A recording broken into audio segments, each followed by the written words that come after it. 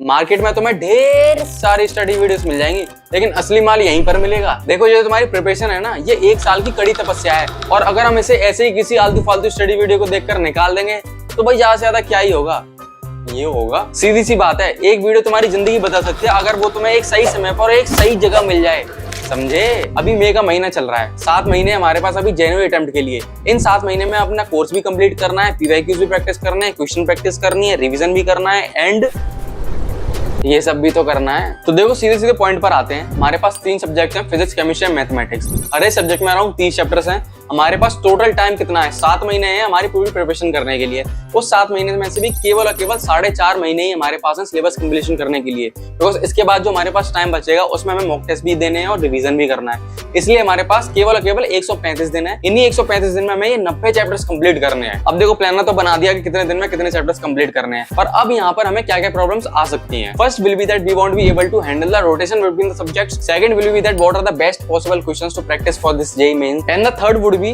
Which I think that it should be the very first one, that from where we are supposed to complete all these 3 subjects, that is what is the material that we should follow for all these 3 subjects. Physics के लिए तुम्हें ये सारी books follow करनी है, and for maths these books, and for chemistry and its counterparts ये सारी books तुम फॉलो कर सकते हो। एंड ये मैं तुम्हें प्रमोशन के हिसाब से नहीं बोल रहा हूँ, ये मैं तुम्हें अपने पर्सनल एक्सपीरियंस के हिसाब से बोल रहा हूँ। इन बुक्स को बिल्कुल भी मत छोड़ना, these are the most important books. And if you don't want to follow all this books, और तुम किसी कोचिंग इंस्टीट्यूट का मटेरियल यूज करना चाहते हो तो तुम वो भी कर सकते हो। ऑनलाइन पोर्टल के थ्रू तुम किसी भी कोचिंग इंस्टीट्यूट का मटेरियल अपने घर पर मंगा लो और उससे तुम इजीली अपनी प्रिपरेशन कर सकते हो। So before starting with the second question, I must give you very important update. हमने JEE 2025 और 26 के लिए नई रिफ्रेश इंटेक जो शुरू कर दी है अपनी मेंटरशिप में। इन बच्चों को हम free short notes, free questions, और इनके साथ मैं पर्सनली खुद Gmeet रखूंगा, गूगल मीट, जहां पर मैं इनको 1-to-1 गाइड कर रहा हूँ। डेली के डेली टास्क हम इन बच्चों को असाइन करेंगे। डेली टास्क यानी कि डेली चैप्टर वाइज आपको बताया जाएगा किस दिन आपको क्या चीज पढ़नी है, कौन सा टॉपिक आपको पढ़ना है। इस हिसाब के आपकी डेली एक्टिविटीज को ट्रैक किया जाएगा, और आप एक भी दिन अपनी एक्टिविटी से ऑफ ट्रैक होते हो तो उस चीज पर हम आपके साथ बहुत ज्यादा स्ट्रिक्ट भी रहेंगे, ताकि आपकी जो प्रिपरेशन है वो ऑन ट्रैक रहे। इसीलिए अगर आप हमारी मेंटरशिप में एनरोल होना चाहते हो तो गूगल फॉर्म का लिंक डिस्क्रिप्शन बॉक्स में दे रखा है, वहां से जाकर आप उस फॉर्म को फिल कर दीजिए। आपको जो QR कोड वहीं पर मिल जाएगा, QR कोड के थ्रू आप पेमेंट कीजिए, उसका स्क्रीनशॉट मुझे मेरे टेलीग्राम चैनल पर भेज दीजिए, जिसका लिंक मैंने ऑलरेडी गूगल फॉर्म में डाल दिया है। So let's start with the second question. तो बात यहाँ पर यह आती है कि हमें टोटल 6 सब्जेक्ट्स को एक दिन में कैसे पढ़ना है, टाइम मैनेजमेंट अल्टीमेटली कैसे करना है। तो देखो सिंपल सी चीज है, एक दिन को 6 स्लॉट्स में डिवाइड करो। हर स्लॉट को तुम 1 घंटे और 30 मिनट का डिवाइड करो। अभी जो तुम्हारे पास 1.5 घंटा है, इस टाइम पीरियड में तुम्हें 1 घंटे जो है किसी भी एक सब्जेक्ट की थ्योरी पढ़नी है।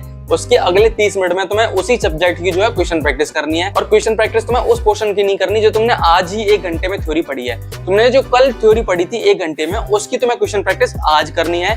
वैसे ही आज जो तुमने थ्योरी पढ़ी है उसकी क्वेश्चन प्रैक्टिस तुम्हें कल करनी है। इस हिसाब से होगा ये कि तुम्हारा रिवीजन जो है पुराने पार्ट का वो इजीली होता रहेगा। इसी तरीके से तुम्हें बाकी 5 सब्जेक्ट के लिए भी करना है ईच एंड एवरी डे। इसके अलावा वीकेंड्स पर तुम्हें 2 आवर्स एक्स्ट्रा निकालने हैं रिवीजन के लिए, ताकि तुमने जो वीक में पूरे वीक में पढ़ा हुआ है वो तुम्हारा वीकेंड्स में रिवाइज हो जाए। हर एक सब्जेक्ट का एक बार तो रिवीजन हो ही जाना चाहिए एक वीक में, जो भी तुमने पूरा पढ़ा है। So here is your third question, that what are the best possible questions to practice for JEE mains and advance. तो देखो तुम्हें एक सिंपल सी चीज बता देता हूं, जो मैंने स्टार्टिंग में भी बुक्स बताई थी, उनके जो एंड चैप्टर क्वेश्चंस हैं उनको प्रैक्टिस करो, एंड उसके साथ साथ पीवाईक्यूज को प्रैक्टिस करो, मेंस एंड एडवांस दोनों के।